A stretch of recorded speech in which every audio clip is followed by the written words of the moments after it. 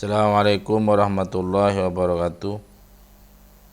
Bismillahirrahmanirrahim. Alhamdulillahirrabbilalamin. Wassalatu wassalamu ala sayyidina Muhammadin wa ala alihi washabihi ajma'in. Qalu subhanaka la ilma lana illa ma 'allamtana innaka antal alimul hakim.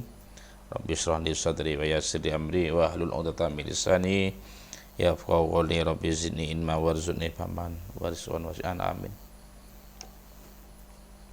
Kita lanjutkan pembacaan kitab Al-Mustadrak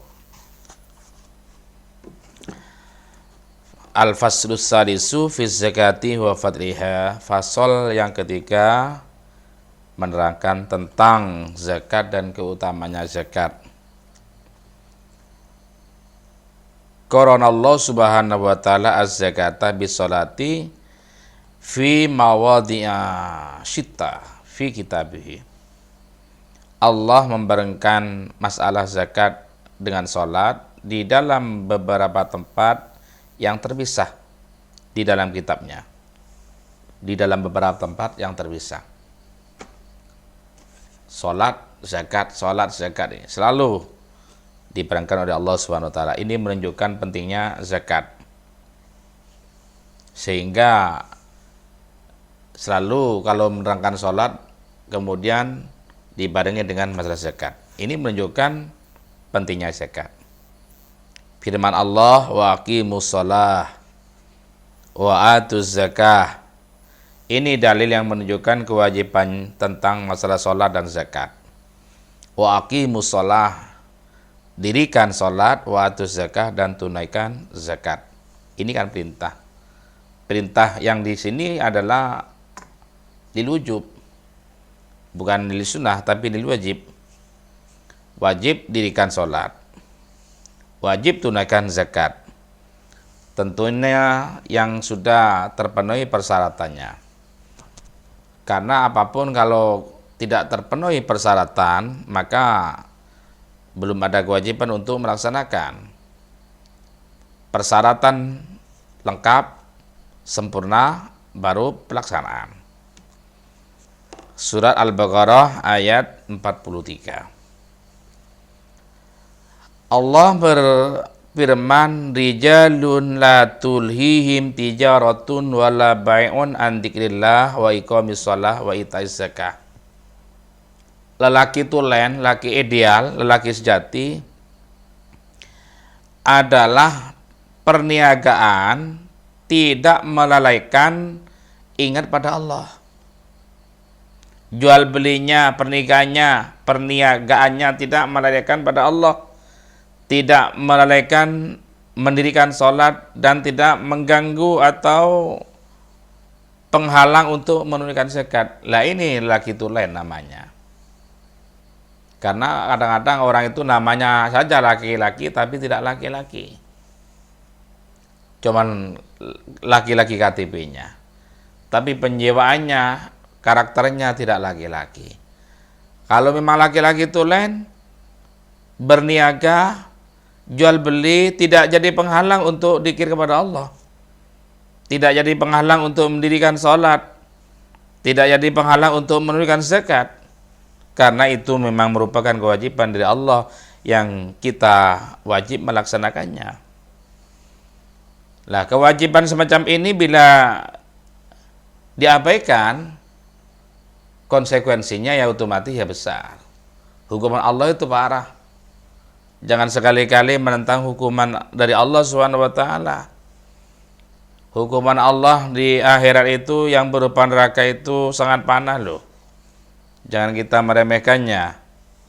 Kalau kita tidak sanggup dengan panasnya api di dunia, bagaimana kita bisa sanggup menghadapi api neraka?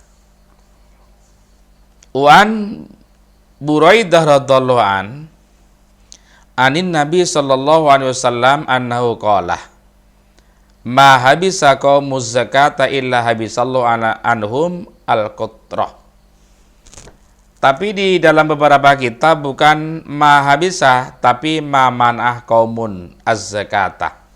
Dan di dalam kitab Al-Mustadrak ini bukan ma man'ah tapi ma habisa qaumun. Ya maknanya ya sama. Tapi kebanyakan di dalam kitab-kitab bukan ma habisa tapi ma mana'ah. Oke lah, kita tidak usah bahas itu. Ma habisa qaumun az-zakah, kaum tidak menahan zakat illa habisallahu anhum, kecuali Allah menahan dari mereka al-qatra pada hujan. Artinya apabila kaum itu sudah banyak yang tidak menunaikan zakat, maka Allah memberi cobaan dengan kemarau panjang. Ini secara lahiriahnya. Kalau diartikan secara lebih mendalam, apabila orang itu tidak menunaikan zakat, maka tidak ada barokah. Bukan tenang yang didapat, tapi malah kesengsaraan. Ada di antara kitab yang mensarai hati ini ada 3 masalah. Yang dimaksud Allah menahan hujan, ada 3 masalah. Ini ada sebagian kitab yang menyarainya. Apa di antaranya? Yang pertama, Allah memberikan cobaan dengan kemarau panjang. Yang kedua, Allah memberi pemimpin dengan pemimpin yang zalim. Ayyusallitallahul hakimal ja'ir. Allah memberikan pemimpin yang zalim apabila kaum itu sudah tidak menunaikan zakat. Yang ketiga adalah hidupnya tidak barokah. Rezekinya awalnya itu lancar menjadi tidak lancar. Hidupnya awalnya tenang menjadi tidak tenang karena ada pelanggaran yang dilanggar. Ya ini apa? Seharusnya zakat harus dikeluarkan, tapi kenyataannya tidak dikeluarkan. Sebenarnya bukan itu saja. Apabila orang itu sudah mempunyai kewajiban menunaikan zakat, tapi tidak mengeluarkan zakat, yang jelas itu bukan cuma di dunia, bukan cuma di akhirat. Cobaan dari Allah itu di dalam dunia dan juga di dalam akhirat. Kalau di dalam dunia, jelas otomatis hidupnya tidak tenang. Kemudian di dalam akhirat ada hukumannya, yakni siksa Allah Subhanahu wa taala. Yang di dunia ini oleh Allah diberi kemarau yang panjang misalnya. Atau oleh Allah tidak diberi barokah. Kalau tidak diberi barokah berarti otomatis kan sudah tidak langsung kan itu sudah musibah. Malah bisa dianggap musibah lebih besar daripada cuman tidak lancar rezekinya.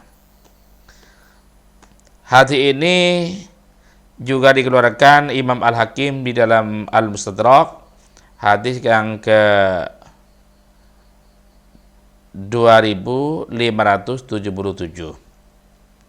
Tapi kebanyakan kitab hadis bukan mahabisa tapi mana. Wa an Aisyah radhiyallahu anha anin Nabi sallallahu alaihi wasallam qala ma halatotiz zakatu malan qatu illa ahlakathu.